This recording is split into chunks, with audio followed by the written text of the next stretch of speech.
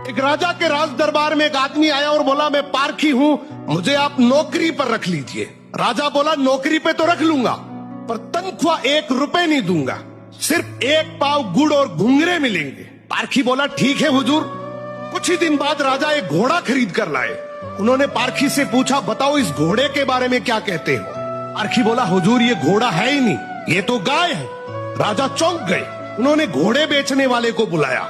उसने कहा, साहब बात तो सही है तो घोड़ा ही, लेकिन बचपन में ही इसकी माँ मर गई थी, इसे गाय का दूध पिलाया गया था, इसलिए इसकी आदतें गाय जैसी है। राजा ने हैरानी से पारखी से पूछा, तुम्हें ये सब कैसे पता चला। पारखी बोला, हुजूर जब ये चल रहा था तो नीचे मुंह झुकाकर घास खा रहा था, घोड़ा हमेशा ऊपर गर्दन उठाकर खाता है, मैंने इसकी आदतों से पहचाना। राजा खुश होकर बोले, आज से तुम्हें आधा किलो गुड़ और आधा किलो घुंघरे मिलेंगे। कुछ दिन बाद राजा ने फिर पूछा, मेरी रानी कैसी है, बहुत प्रिय है मुझे। पारखी बोला, हुजूर आपकी रानी खानदानी नहीं है। राजा को विश्वास नहीं हुआ। उन्होंने ससुराल जाकर पूछा, वहाँ दादी ने बताया बचपन में इसकी माँ गुजर गई थी, पाला तो मैंने है मगर दूध इसे दाई माँ ने पिलाया है। राजा ने पारखी से फिर पूछा, रानी के बारे में तुझे कैसे पता।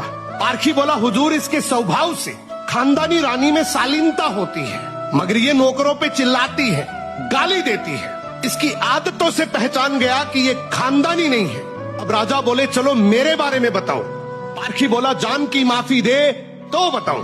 राजा बोले, माफी, सच सच बताओ। पारखी बोला, आप राजवंश के नहीं हैं, आप मुझे भड़बूजे लगते हैं, गुड़ और भुंगूरे सेकने वाले।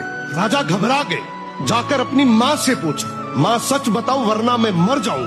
माँ रोते हुए बोली, बेटा बात तो सच है, जिस दिन तू पैदा हुआ था उसी दिन महल के पास एक भड़बूजे का भी बेटा पैदा हुआ था, तू मर गया था और मैंने राजवंश बचाने के लिए उसके बेटे को लिया, वो तू है।